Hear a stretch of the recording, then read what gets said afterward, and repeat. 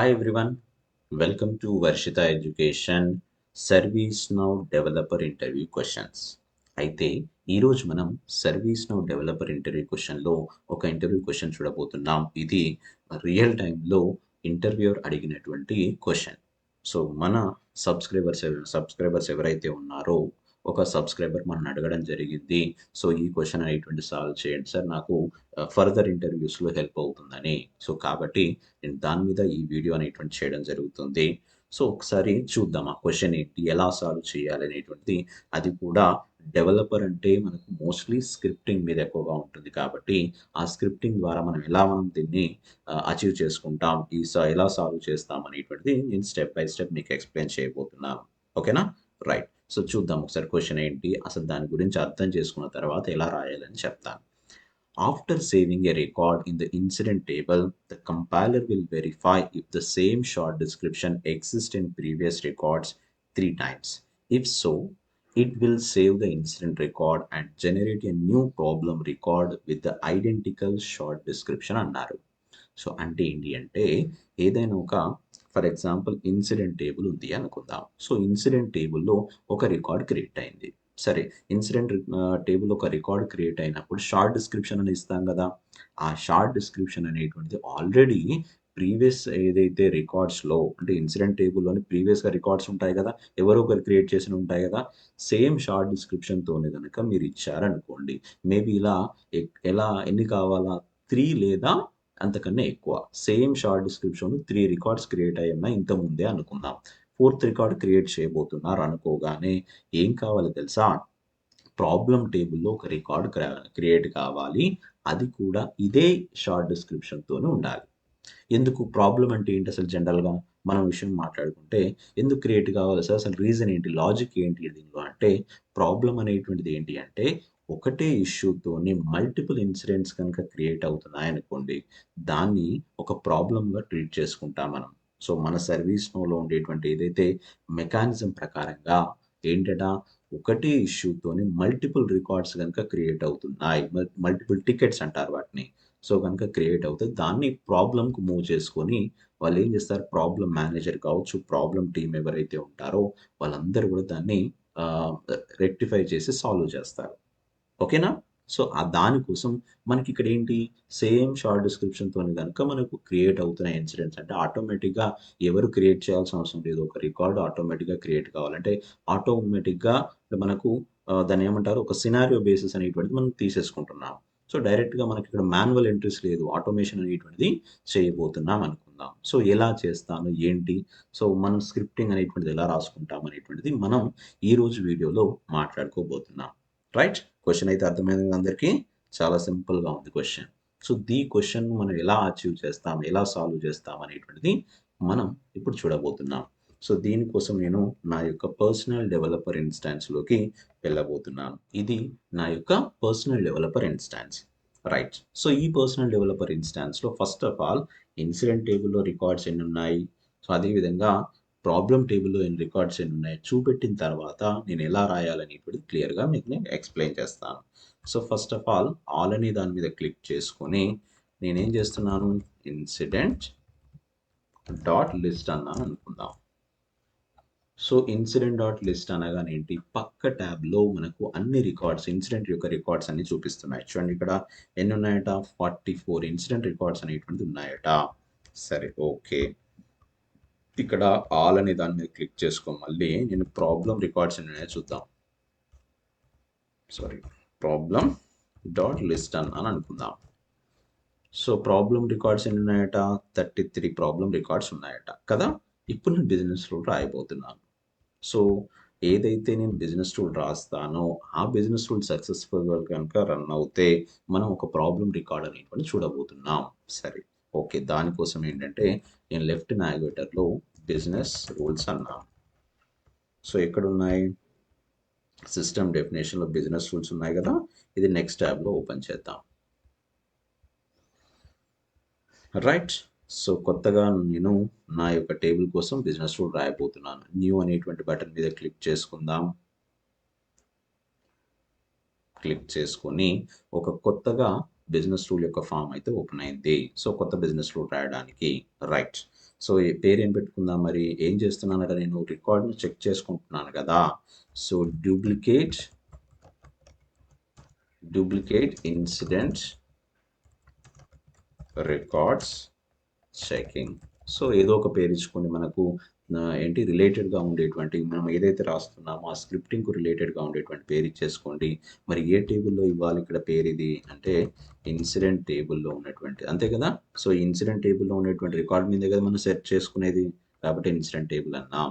So advanced అనండి, ఎందుకంటే నేను అడ్వాన్స్డ్ అనేటువంటి క్లిక్ చేస్తేనే మనకేంటి ఇది బిఫోర్ బిజినెస్ రూలా ఆఫ్టర్ బిజినెస్ రూల్ అనేటువంటి తెలుస్తుంది. సరే బిఫోర్ అన్న అంటే ఫోర్త్ రికార్డ్ క్రియేట్ చేసే కంటే ముందు కానీ లేదా ఎబోవ్ 3 అండి. 3 రికార్డ్స్ క్రియేట్ అయిన తర్వాత ఎప్పుడైనా చెక్ చేసుకోవాలి అది. సో కాబట్టి ఏంటి, బిఫోర్ ఇన్సర్ట్ అన్నాను అంటే క్రియేట్ అయ్యేటప్పుడే కదా బిఫోర్ ఇన్సర్ట్ అన్నాను. ఇంకా మిగతా అంతా ఏం అవసరం లేదు. అడ్వాన్స్లోకి వెళ్ళండి. అడ్వాన్స్లోకి వెళ్ళేసి నేను స్క్రిప్టింగ్ రాయబోతున్నాను, చూపిస్తాను ఎలా రాస్తున్నాను ఏంటని. సో దీనికోసం ఏంటంటే దీన్ని కొంచెం పెద్దగా చేస్తాం, రైట్. సో ఇక్కడ నేను స్క్రిప్ట్ రాస్తున్నాను. ఈ స్టెప్ బై స్టెప్ స్క్రిప్ట్ను జాగ్రత్తగా గమనించండి. స్క్రిప్ట్ ప్రాపర్గా రాస్తే మీకు సక్సెస్ఫుల్గా ఆ బిజినెస్ రూల్ అనేటువంటి ఎగ్జిక్యూట్ అయిపోయి మీరు ఏదైతే అనుకున్నారో దాన్ని అచీవ్ చేయగలుగుతారు. Right, okay. So first of all var GR అనేటువంటి ఒక వేరియబుల్ తీసుకొని నేనేమన్నాను, న్యూ గ్లైడ్ రికార్డ్ అనేసి ఏమన్నాను, ఏ టేబుల్ ఇది, ఇన్సిడెంట్. సో ఇన్సిడెంట్ టేబుల్ ఉన్నటువంటి రికార్డ్ అనుకుందాం. Right, okay. So gr dot add query అన్నాను. So gr dot add query, ఒక్క నిమిషం, మనకు సజెషన్ రావాలి, ఎందుకు రావట్లేదు అందుకే వెయిట్ చేస్తున్నాను. సో యాడ్ క్వెరీ, సో ఇలా. సో యాడ్ క్వెరీ అనేసి ఏంటి, మనం 2 వాల్యూస్ తీసుకుందాం. ఎక్కడ చెక్ చేసుకోవాలి, షార్ట్ డిస్క్రిప్షన్లో చెక్ చేసుకోవాలి. short_description. షార్ట్ డిస్క్రిప్షన్లో ఏంటి ఇక్కడ current dot short description, sorry నిమిషం. సో మనం ఏ చిన్న స్పెల్లింగ్ మిస్టేక్ పోయినా అక్కడ ఫీల్డ్ వాల్యూస్ అనేటువంటి ప్రాపర్గా పెట్టుకోకపోయినా ఇష్యూ అయితే వస్తుంది, అది ఎగ్జిక్యూటే కాదు. So current dot short description అన్నాను, జిఆర్ డాట్ క్వెరీ అందాం. సో అన్న తర్వాత ఏంటి, ఇప్పుడు ఇక్కడ మనం ఎన్ని ఉన్నాయో చెక్ చేసుకోవాలి, ఫస్ట్ కౌంటింగ్ చేసుకోవాలి, అవునా. సో కాబట్టి దానికోసం ఏంటంటే వార్ కౌంట్ అనేటువంటి తీసుకొని, కౌంట్లో ఎన్ని పెట్టాను, 0 పెట్టాను అనుకుందాం ఫస్ట్. సో 0 వాల్యూని కౌంట్లో ఇచ్చేసుకున్నాను. సరే తర్వాత యాడ్ చేసుకుందాం. వైల్ అనేటువంటి స్టేట్మెంట్ రాసుకొని వైల్లో ఏమన్నాను, జిఆర్ డాట్ నెక్స్ట్ అని తీసుకొని ఏమంటున్నానంటే కౌంట్ ప్లస్ ప్లస్ అన్నాను అనుకుందాం. అంటే ఏంటి, కౌంట్ యొక్క వాల్యూ అనేటువంటిది ఇంక్రీజ్ చేస్తున్నాను అనుకుందాం. సో ఎందుకు ఇంక్రీజ్ చేయాలి, అక్కడ చెక్ చేసుకోవాలి కదా. 3 or more ఉన్నప్పుడే కదా మనకు క్రియేట్ కావాల్సింది, కాబట్టి ఇఫ్ కండిషన్ రాస్తున్నాం. సో ఏమని రాద్దాం ఇఫ్ కండిషన్ అంటే, so count is greater than or equals to 3 కనుక అవుతే ఏం చేయాలి ఇక్కడ, var problem gr is equals to problem టేబుల్లో ఒక రికార్డ్ క్రియేట్ చేయడం కోసం మనం న్యూ గ్లైడ్ రికార్డ్ ఏ టేబుల్లో, ప్రాబ్లం టేబుల్లో, that's enough. So problem gr dot, అంతేనా, మనకు మిస్టేక్ ఏం పోకుండా ఉంటుంది కదా. Okay, initialise.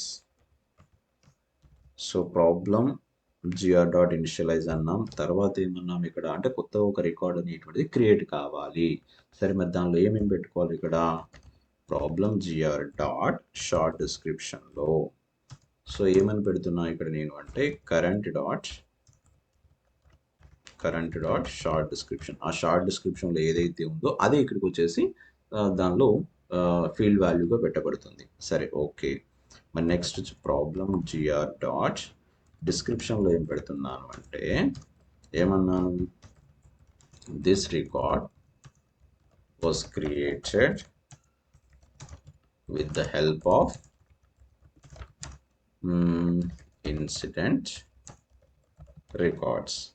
ఇంత సింపుల్గా నేను ఈ రికార్డ్స్ ద్వారా పెడుతున్నాను అని చెప్పాను, సింపుల్గా అయిపోయింది. ఇక్కడ ఇక ఏమన్నాను, ప్రాబ్లం ఏదైతే టేబుల్లో ఒక రికార్డ్ను క్రియేట్ చేస్తున్నాను, ఫీల్డ్ వాల్యూస్ కూడా పెట్టాను, right. So that's enough.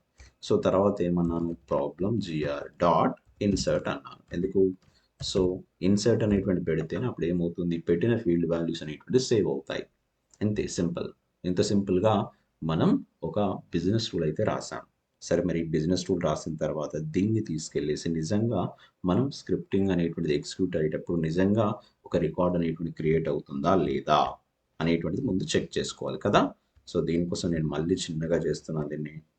So చేసేసి సో దీన్ని సేవ్ చేద్దాం first of all. Okay, right click చేసుకొని సేవ్ అన్నాను అనుకోండి. ఓకే, నేను ఇచ్చేటువంటి అన్ని ప్రాపర్గా ఇవ్వడం జరిగింది. చూద్దాం ఇది ఎగ్జిక్యూషన్ జరుగుతుందా లేదా, ఒకవేళ జరిగితే ఎలా ఉంటుంది. Okay, right. సో నేను ఇక్కడ మళ్ళీ నా యొక్క పీడిఐ యొక్క మెయిన్ పేజ్లోకి వెళ్ళేసి సింపుల్గా ఆల్ మీద క్లిక్ చేసుకున్న తర్వాత ఇన్సిడెంట్ టేబుల్లో ఉన్నటువంటి రికార్డ్స్ని క్రియేట్ చేయబోతున్నాను. So incident dot so form, so incident dot form అన్నాను. అంటే ఏంటి, కొత్త రికార్డ్ అనేటువంటి క్రియేట్ చేయడం కోసం నాకు ఒక ఇన్సిడెంట్ టేబుల్లో ఉన్నటువంటి లిస్ట్ కొత్త ఫామ్ అయితే ఓపెన్ అవుతుంది. సరే, ఓకే, దీనిలో ఫస్ట్ ఎవరి పేరు పెట్టుకుందాం నేను అంటే అబిల్ ట్యూటర్ పేరు మీద ఒక రికార్డ్ క్రియేట్ చేస్తున్నాను. సో ఏమని ఇస్తున్నాను, ఫర్ ఎగ్జాంపుల్ నాకు నేను వాడేటువంటి ఒక టికెట్ అబిల్ ట్యూటర్ అనుకుందాం. సో అబిల్ ట్యూటర్ ఏంటి, అతను ఆ కంపెనీలో పనిచేస్తున్నాడు. అతను పనిచేస్తున్నప్పుడు ఏంటి అంటే అతను ఈమెయిల్ అనేటువంటి పని చేయట్లేదు. ఏం చెప్తుందట ఈమెయిల్ ఓపెన్ చేసినప్పుడు ఏమంటుందట అంటే email is not working while opening, it is showing server down, అంతే. సో సర్వర్ డౌన్ ఉందని చూపిస్తుంది. అయితే నేను ఈ షార్ట్ డిస్క్రిప్షన్ కాపీ చేసుకుంటున్నాను. 3 రికార్డ్స్ క్రియేట్ చేయబోతున్నాను దీని మీద. ఓకేనా, రైట్, సబ్మిట్ అందాం మరి ఒకసారి. సబ్మిట్ అనగానే ఏంటి, సో క్రియేట్ అయిపోయింది కదా, రైట్.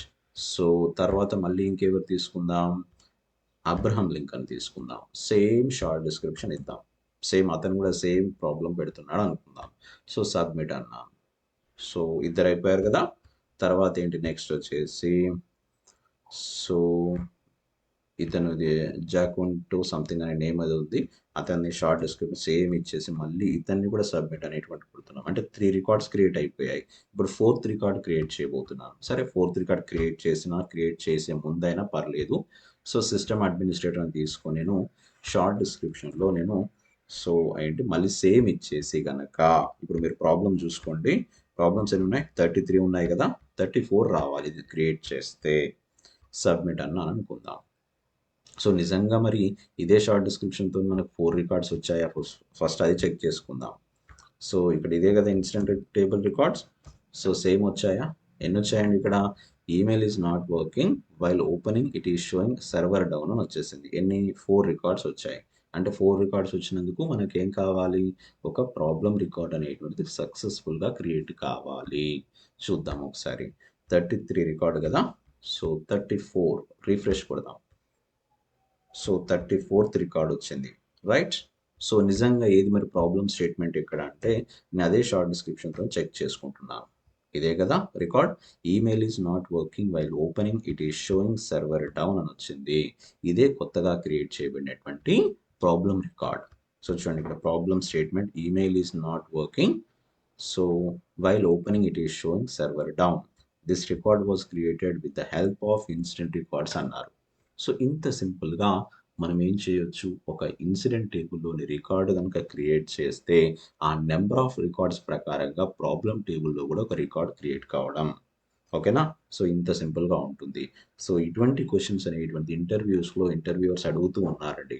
సో కాబట్టి సినారియో బేసిస్ క్వశ్చన్ అడిగినప్పుడు ఇటువంటి అడుగుతున్నారు స్క్రిప్టింగ్ బేసిస్లో. కాబట్టి ప్రాక్టీస్ బాగా చేయండి. ఎవరైతే మీరు మన ఛానల్ ఫాలో అవుతూ డెవలపర్ ఇంటర్వ్యూ క్వశ్చన్స్ ప్రిపేర్ అవుతున్నారో హ్యాపీగా ప్రిపేర్ అయిపోయి ఇంటర్వ్యూస్ మీరు అటెండ్ కండి. సో ఇది మీకు ఫర్దర్ ఇంటర్వ్యూస్లో హెల్ప్ చేస్తుంది.